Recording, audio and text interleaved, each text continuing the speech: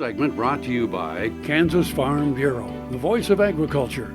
To join today or for more information, go to kfb.org or find us on Facebook and Twitter. Welcome back to Farm Factor as Kyle and Dr. Asebedo visit about applications for UAVs.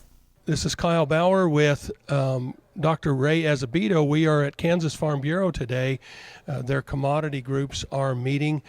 Dr. Asebedo has been talking about UAVs, or unmanned aerial vehicles. And you're with the Agronomy Department. How do you see the use of these vehicles when it comes to agronomy?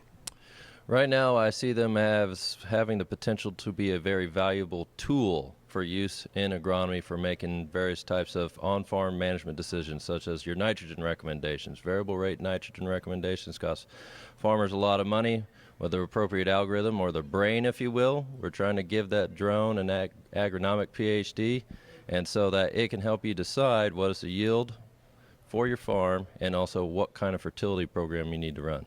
Now, the tools that we have on these UAVs have really been available for a while, but it was involving an airplane or a satellite in order to do it. This, you can do it on your own time and your own schedule.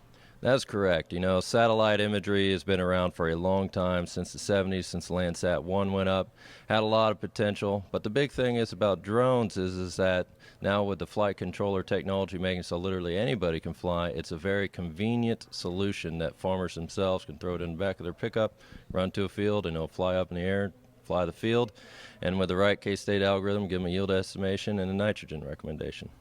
Literally within minutes. Literally within minutes. We're talking about around 25 minutes to fly a 160-acre field usually.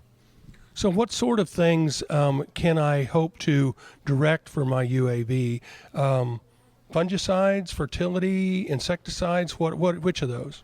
Right now we're building algorithms to try to help it so that a drone can give you recommendations on whether or not you should apply your fungicide, help identify where the problems are in the field, or identify the stress. Is it disease? Is it water stress? Is it nutrient? And so we're trying to make it to apply to a number of different crops, to your livestock. And so the more applications it can have on the farm, that means higher return on investment. And so that way the farm makes more profit per acre across many different years. Now, how close are these algorithms available for the public? For crops like winter wheat and grain sorghum, they're very close. Like for making yield estimations and nitrogen recommendations on winter wheat, we've been validating for the past couple years. And so I'm really hoping for in 2017 we can make them publicly available. So the average farmer is 58 years old. Can the average 58-year-old farmer fly one of these?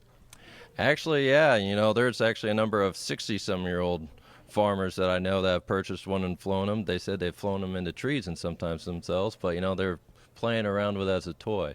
But you know, the farm being multi-generational, that 58-year-old farmer has like a 20-year-old grandson out there or granddaughter, and they're actually the ones that I've met that are actually running the drone and taking care of the flights and doing those things, because that's the younger generation, that's what they're interested in. We're talking with Dr. Ray Asebedo.